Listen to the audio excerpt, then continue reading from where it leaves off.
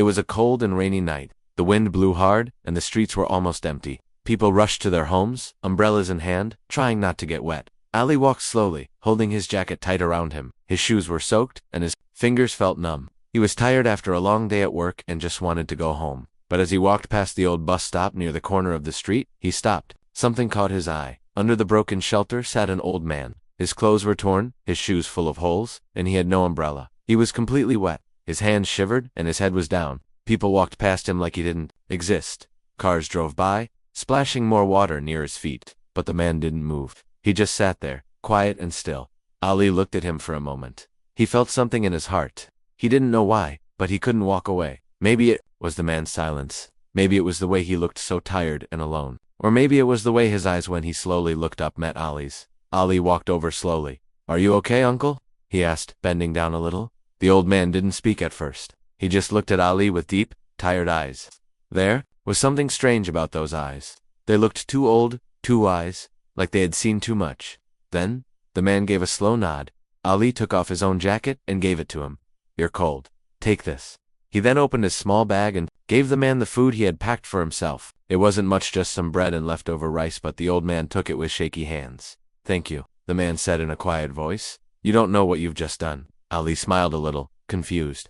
"It's just food, and a jacket, anyone would do it." The old man gave a small smile too, but his smile was different. It was sad, like he knew something Ali didn't. Then he looked at the sky and whispered something. Ali couldn't hear the words. The rain started to fall harder. Ali turned around to find a dry spot for the man to rest, maybe even call someone for help. But when he looked back, the old man was gone, disappeared.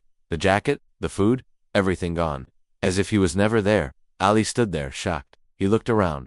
The street was empty. No one had passed. No door had opened. There was no place to hide. His heart beat faster. Was he imagining things? He walked home, the rain soaking him even more now. The image of the man's face stayed in his mind. Those eyes, that voice, that strange smile. Something felt off. Not scary, but not normal either. When he reached home, he dried himself quickly and sat near the heater. But he didn't feel warm. He kept thinking about that man. His phone buzzed. A message. But there was no number. The screen just showed one line, "Your kindness will be remembered." Ali stared at the message. Who sent it? It didn't make sense. He checked again, but there was no sender, no contact, nothing. He deleted the message, thinking maybe it was some spam or network mistake. He tried to sleep, but strange thoughts filled his mind. Shadows moved near the window. A sound echoed in the hallway. Maybe it was just his imagination. At midnight, he woke up suddenly. A loud thump came from the living room. He walked out slowly, heart racing.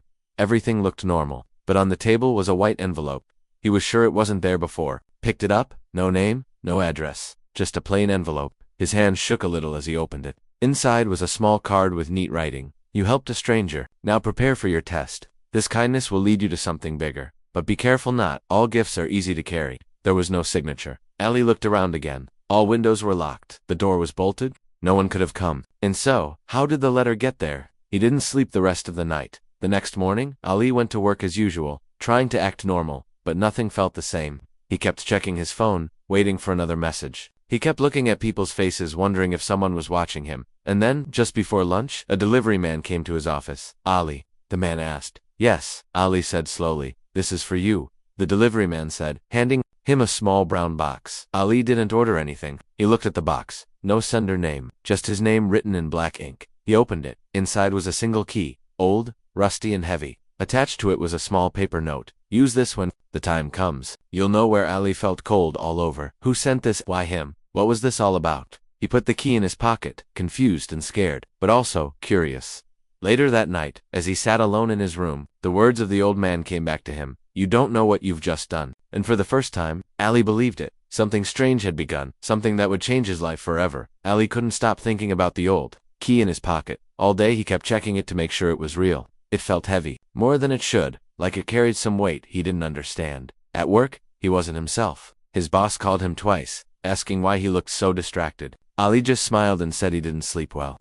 That was partly true. That night, he didn't get any message, no letter, no noise, nothing strange. But the silence felt louder than ever. He kept the key under his pillow, unsure why. Around midnight, he sat on his bed, staring at it again. Just then, there was a soft knock on his door. He froze. It was too late for visitors. He walked slowly to the door and looked through the peephole. No one. He opened it a little. On the floor was a plain white envelope just like before. He picked it up carefully. His hands were cold. Inside was a single card. This time, the message said, "Come to the place where you first learned to hope." That was it. No name, no time, no warning. Just that line.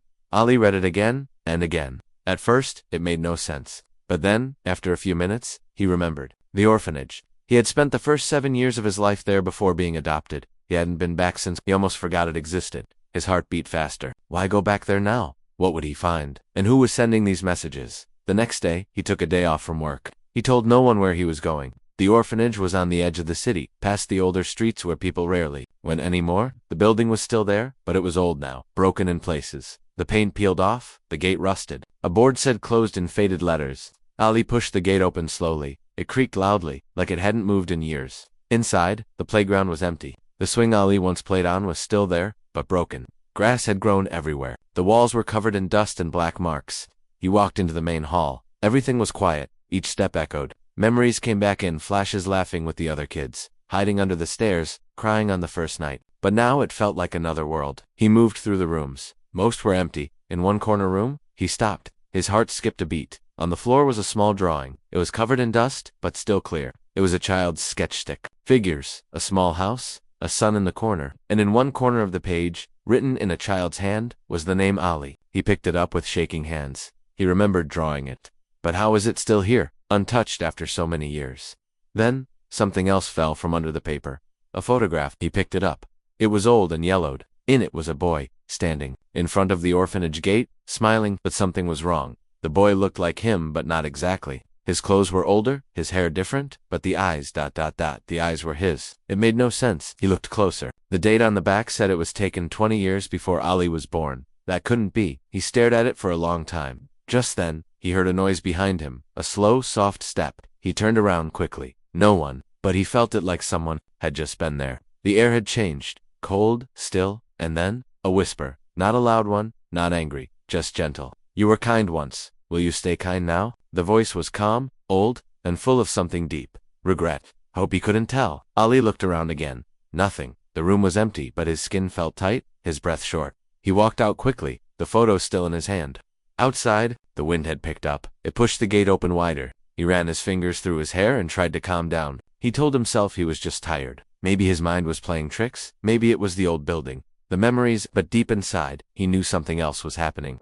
He walked home slowly. The city felt different now, like he was watching everything from far away. When he reached his door, he checked under the mat. Nothing. No letter, no message. That almost made him more nervous. Later that night, as he lay in bed, the photo next to him, he kept asking the same questions. Why him? Who was the boy? Who was the old man in the rain? And what did this kindness really mean? At 3 a.m., he woke up suddenly. His room was dark, but there was something at the edge of the bed, a small paper. He hadn't seen it before. He had picked it up slowly. It was folded neatly. Inside were just 3 words. "The test begins." That was all. No other sign. But in that moment, Ali knew something had started, and there was no going back. Ali woke up early the next morning. Even though he hadn't slept much, his head felt heavy, but his mind was clear. The note from last night, those 3 words stayed with him like a cold weight in his chest. The test begins. But what test? Who was testing him, and for what? He kept asking himself these questions as he sat quietly at the edge of his bed. The photo of the boy still lay on the table next to him. He picked it up again and stared into those eyes. They looked so familiar. It wasn't just the face, it was the feeling. Like the boy had lived through something Ali hadn't yet faced. Maybe something Ali was about to face. He decided to go back to the orphanage one more time. Something told him he missed something important there. He didn't tell anyone where he was going. The streets were quiet when he arrived. The air was colder than the day before. As he stepped inside, he felt a strange pressure around him, like the walls remembered him.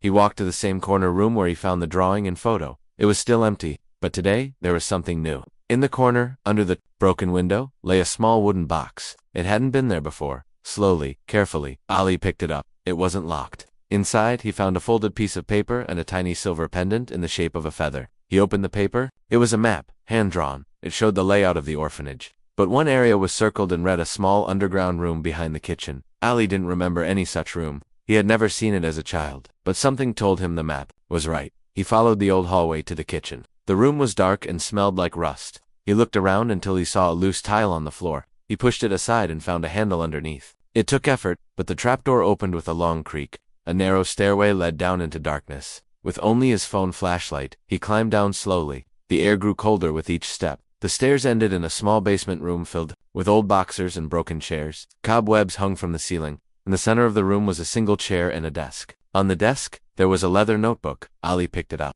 The first page was blank, but as he turned the pages, his breath caught. The book was filled with stories of children, one page for each child who had once lived there.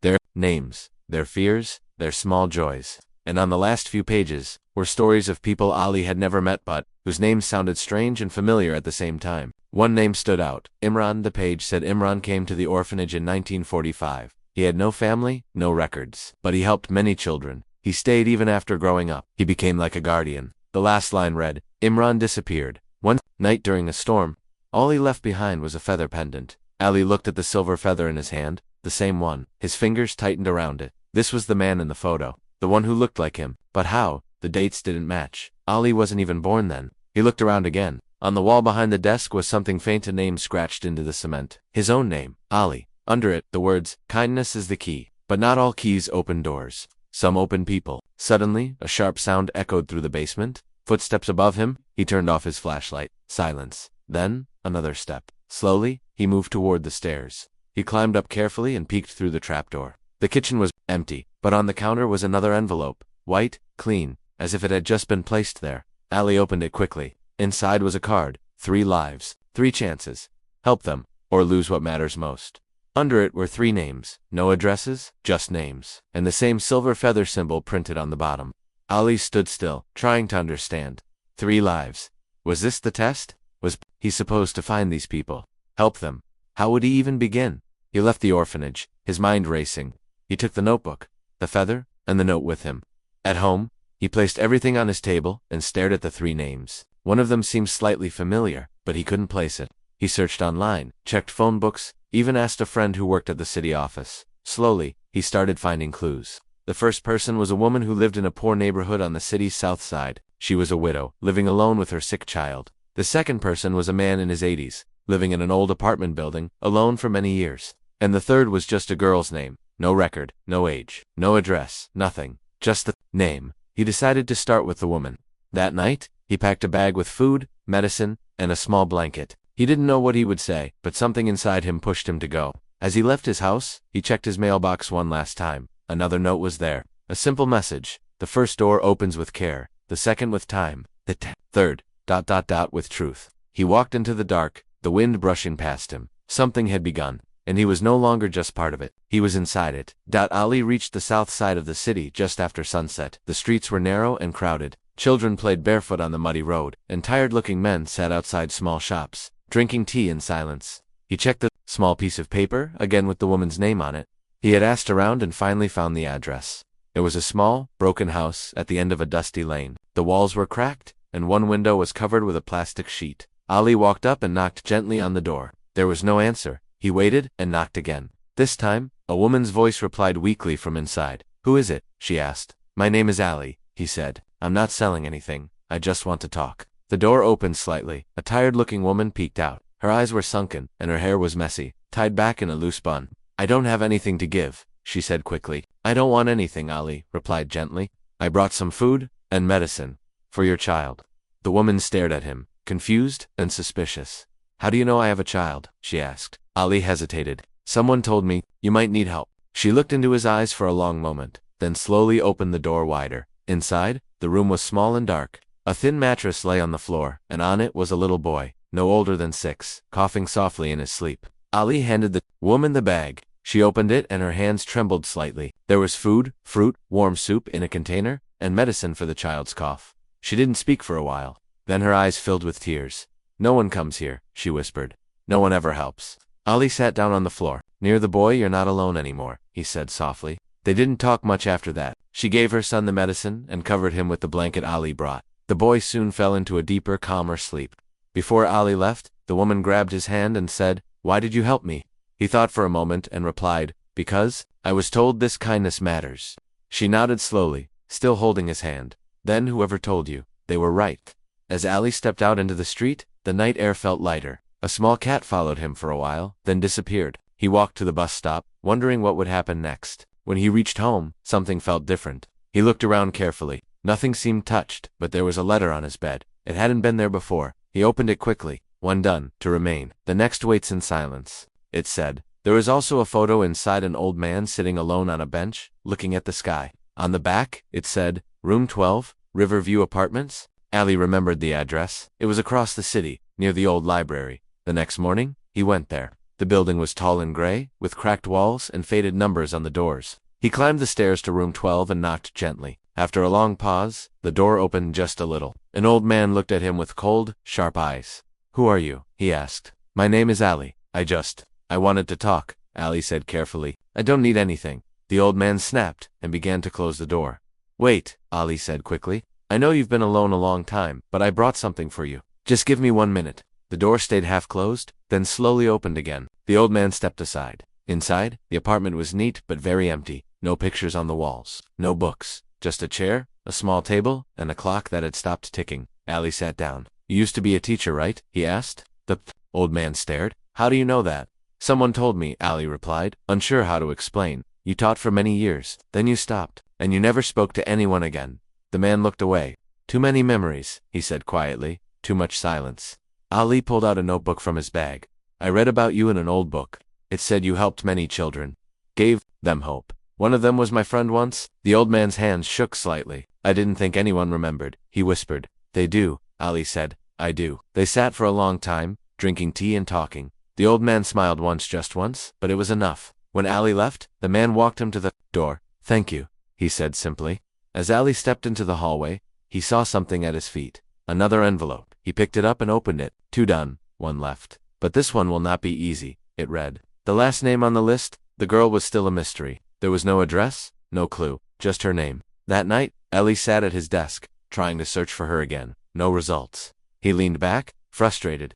Ali woke up the next morning with a strange feeling in his chest. The silver feather still lay near the mirror where he found it last night. He picked it up and stared at it, wondering how it got there. His door had been locked, his windows shut. Still, something or someone had entered.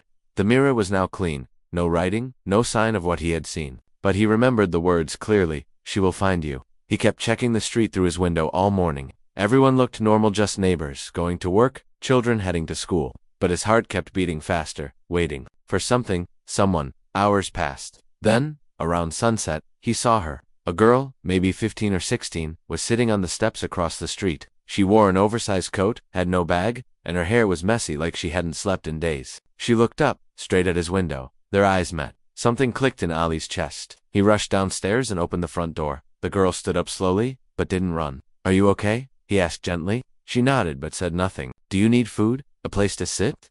She hesitated, then nodded again. Ali led her inside. She walked in quietly, her eyes scanning the room like she was making sure it was safe. He brought her some warm food. She ate quickly, like she hadn't eaten in days. Then she looked up at him. Why are you helping me? She asked in a soft voice. I don't know, Ali replied honestly, but I think I'm supposed to. She studied his face for a long time, then reached into her pocket and pulled out a small folded paper. It was old, worn at the edges. She handed it to him without speaking. Ali opened it carefully. Inside was a sketch of a man standing in the rain, holding an umbrella. Next to him was a boy with a kind face. The man looked exactly like the old man Ali had helped that night, and the boy was him. Below the drawing, a message was written. When he helps her, the path will open. Ali looked at the girl, confused. Where did you get this? She looked down. I don't know. I just always had it. Her voice shook a little. Sometimes, I dream about that man. The one in the picture. He tells me to find you. Ali felt cold all over. He had no idea who she was, yet she carried a drawing of his moment with the old man. It didn't make sense. But nothing about this journey made sense anymore. The girl stayed with him that night. He gave her his bed and slept on the floor. At midnight, he woke up to whispering. The girl was talking in her sleep. Her words were soft but clear. He opened the first door with care, the second with time. Now truth will break the third. Ellie sat up, heart pounding. Those were the same words from the note he had found. Next morning, the girl was quiet. She looked tired, distant. Do you know where your family is? Ali asked. She shook her head. I don't have one. Not anymore. He nodded slowly. You can stay here for now, until you figure things out. She looked at him with wide, unsure eyes. Why are you really helping me? She asked again. Because you were the third name, he said softly. Her eyes widened. What does that mean? He showed her the 3 names written on the old letter. Hers was the last one. She stared at it for a long time, then whispered, I think I know where we need to go. They left after breakfast. She guided him across the city, through old streets Ali hadn't visited in years. Finally, they reached a park. It looked empty, quiet, forgotten. In the center stood a broken fountain. The girl walked toward it without fear. She pointed to a stone at the base. Ellie knelt and saw something carved there, almost hidden. It was the feather symbol. "How did you know this was here?" he asked. "I don't," she replied. "I just feel it." Together they pushed the stone. It moved with effort, and beneath it they found a small wooden box. Ollie opened it slowly. Inside was a pocket watch, stopped at 11:11, and a note. "The final key is inside you." Ollie stared at the words. He didn't understand what key. He looked at the girl. She looked confused too. Then, he closed his eyes and thought about everything: the old man in the rain, the letters, the photo, the notebook, the people he helped, the silver feather. He breathed deeply. "It was never about the key," he said. "It was about changing me." In that moment, the watch in his hand began to tick. Slowly, gently, then it glowed with a soft light. The girl smiled. "You did it?" she whispered. "What?" he asked. "You finished the test." Then she handed him something. It was the silver feather pendant, the same one he found in the orphanage basement. But now, it had a new word carved on the back. Imran. Ali looked up at the girl. "Who are you really?" She smiled sadly. "Someone who had to make sure you'd remember." Before he could say more, she turned and walked away into the trees. Ali tried to follow, but she was already gone. Just like the old man that night in the rain. He looked at the pendant again. Somehow, it all made sense. Somehow, he knew it wasn't the end. It was the beginning of something even bigger. Ali stood alone in the middle of the park, holding the silver feather pendant tightly in his hand. The girl had vanished, just like the old man did that night under the rain. The trees around him were silent, and the soft ticking of the pocket watch was the only sound he could hear. He didn't know what to do next, but something deep inside told him that he had passed the test. Still, a strange feeling filled his chest, not fear, but something like sadness mixed with wonder. As he walked back home, the world around him seemed to glow differently. He noticed little things he hadn't seen before: man helping an old lady cross the street, a boy sharing food with his younger sister, a girl giving her sweater to a stranger on the road. These moments felt bigger now, more important. Kindness was everywhere, but only some saw it. Back at home, everything looked the same, but he didn't feel the same. On the table lay the feather, the notebook, the key, and the now-ticking watch. He sat down and opened the notebook again. On the very last page, new writing had appeared. It wasn't there before. The handwriting was familiar. It read, "You helped the forgotten, listened to the lonely, and gave hope to the lost. Now your story begins." Below it was a drawing. It was Himmler standing in the rain, but this time, he was holding an umbrella not just over one man, but over many children, old people, even strangers. His face showed calm and strength. Under the drawing, one more message was written: "Return to where your name began." Ali read the line over and over again. Return to where your name began. What did that mean? He thought hard. Then he remembered something. Years ago, when he was just a child in the orphanage, one of the caretakers told him that he wasn't born with the name Ali. They had found him at the gate with no name, no note. The staff had chosen Ali because it was the name written on a small cloth around his wrist. Maybe that was the place back to the orphanage gate. That night, under the stars, Ali returned. The gate was still rusted, still silent. He stood there, waiting. Minutes passed. Then he noticed something shining at the base of the gate. He bent down and picked it up. It was a small wooden box, smooth and freshly carved. Inside was a single object, a tiny golden key, and a note that said, "Use it where your reflection meets your truth." Ali held the key and looked around. Then he remembered the basement room in the orphanage, the hidden place where he had found the old notebook and the feather. He hurried back inside, heart racing. The basement door creaked open once again, and he descended with the small golden key in his hand. Everything was just as he left it. The desk, the air, cold and still. He looked around until his eyes landed on a small wooden panel behind the desk. It looked like a mirror frame, but the glass was missing. He stepped closer and saw a keyhole just below it. He took a deep breath and slid the golden key inside. It clicked. Slowly, the wood creaked, and a hidden compartment opened. Inside was a round mirror, old but clear. He looked into it and gasped. The reflection was him but older, with gray in his hair and wiser eyes. The reflection smiled. Then it spoke. "You became who you were always meant to be." Ali couldn't move. His reflection kept speaking. "This path began with kindness. You gave without asking. You helped without expecting, and that changed your fate." Then the mirror faded slowly, and the reflection turned to a soft light. In the light, Ali saw flashes: the old man in the rain, the woman and her sick child, the lonely teacher, the lost girl, all smiling. Then the mirror turned blank. But behind it, hidden in the wall, something else appeared: a final envelope, black with golden edges. Ali opened it with shaking hands. Inside was a letter. It read, "There are many like you, waiting to be awakened. You are the first of the new guardians. Your task now is not just to act but to guide. Look for those whose eyes carry questions. They will need your light." Ali folded the letter slowly. His chest felt full. like something big was rising. Inside, he walked out of the orphanage and looked up at the sky. The stars seemed to shine brighter. Back home, he found a small box waiting outside his door. No name, no sound, just the box. Inside was a badge simple and silver with the word Imran carved into it. Underneath it was a single sentence. Names are just doors. Some are meant to be opened more than once. Ali placed the badge on his table. He didn't fully understand everything, but he didn't need to. He had changed, and he knew more change was coming. That night, before going to bed, he placed the feather, the watch, the pendant, and the badge in a small drawer and locked it.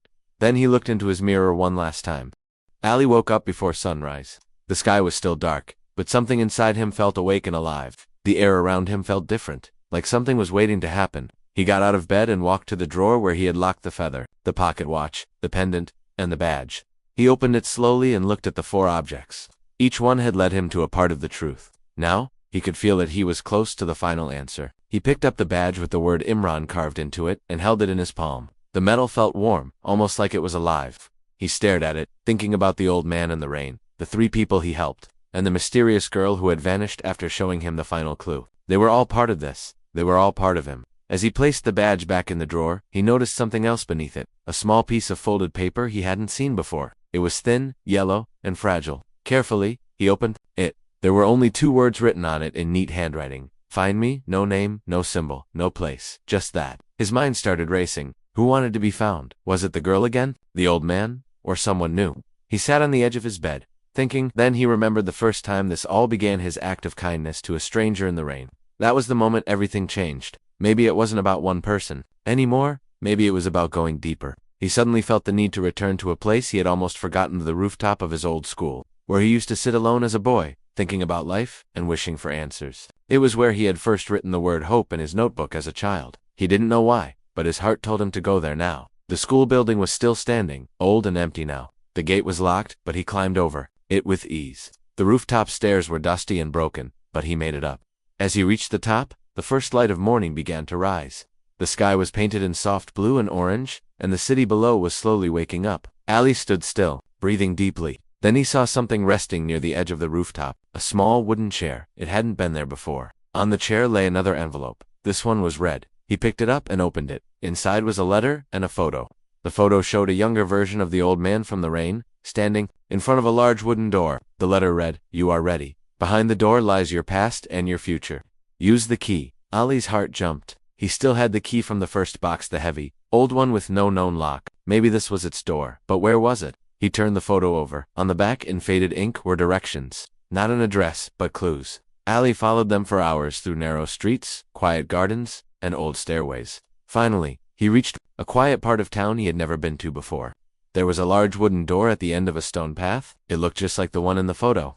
His hand trembled as he placed the key inside the lock. It fit perfectly. The door opened with a low creak, revealing a room filled with soft golden light. Inside, everything was quiet. The walls were lined with shelves filled with old notebooks, drawings, and tiny glass bottles with paper inside them. At the center of the room was a table. On it sat a mirror and a second badge, identical to the one he had, but with one difference. "This one," said Guide. Next to the badge was a book. It had no title. He opened it. The first page was blank. But then words began to appear, slowly, like they were being written in real time. "This is the beginning of your new path. You have passed the test of kindness, but now you must help others find their path too. You will not be alone. Others will come. Others will awaken. You must guide them. Share what you've learned. Show them the way." Ali flipped the page. More words appeared. Names, dozens of them. People he had never met. People he might meet soon. Their names glowed softly, like stars on paper. Then one more line appeared. "But first, meet the one who started it all." A small door opened at the back of the room. Light poured through it. Ali walked slowly, heart beating fast. Behind the door was a garden filled with white flowers. At the center stood a bench. On it sat the old man from the rain, smiling softly. He looked exactly the same, calm, wise, peaceful. "You came," the man said. "I knew you would." Ali stepped closer. "Who are you?" The man smiled. "I am what you could have become. If you had chosen a different path, but you chose kindness. And so, you've become something even greater." "Why me?" Ali asked. "Because you didn't need to be asked," the man replied. "You saw someone suffering and you gave without expecting. That's rare. That changes everything." Ali sat beside him. They talked for a long time, about life, people, choices, pain, healing. When Ali finally stood to leave, the man handed him a new envelope.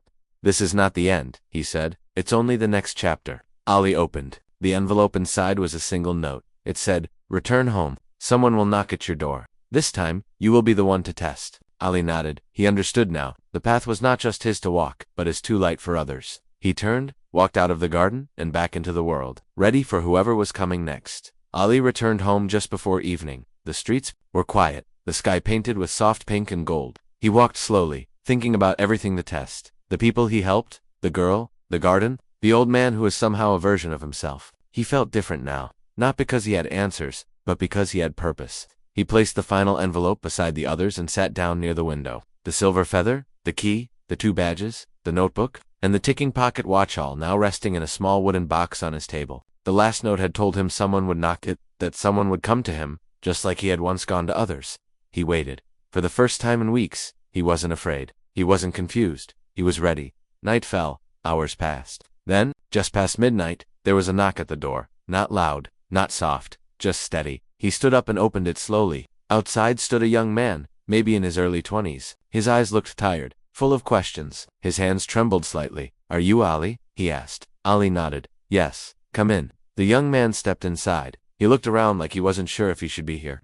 "I found this," he said, handing Ali a folded piece of paper. It was old, familiar. Ali opened it, and saw the same words he had once read himself. "Your kindness will be remembered." Ali smiled gently. "Where did you get this?" he asked. "It was on my doorstep last night," the young man replied. "I don't understand what it means, but I helped someone a few days ago. An old woman in the street. She was lost. I stayed with her until her family came, and after that, strange things started happening. I started seeing symbols, finding small feathers, hearing whispers." Ali nodded. "I know," he said. "I've been there." The young man looked relieved, but also more confused. "Is this some kind of game, or a trick?" "No," Ali said softly. "It's a test, a real one. And now, it's your turn."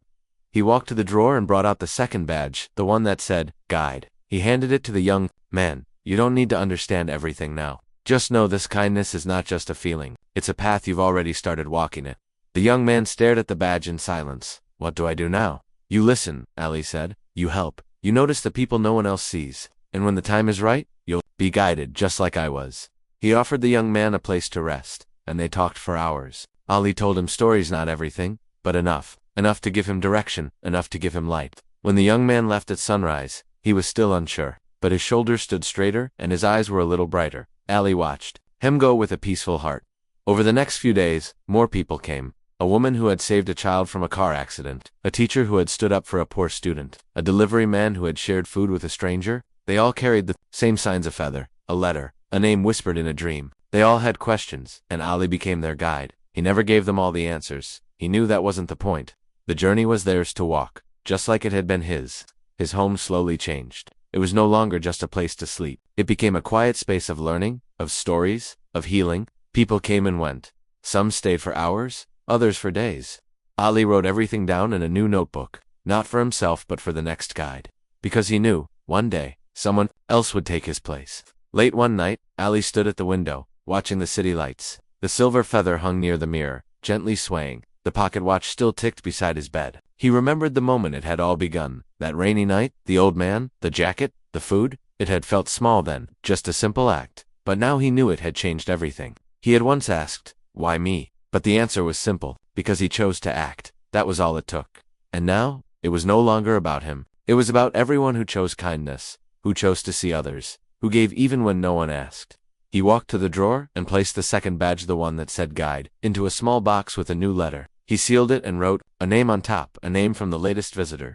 Then he placed it on the shelf near the door, ready for when they returned. His job wasn't finished. It never would be. But now he understood the truth.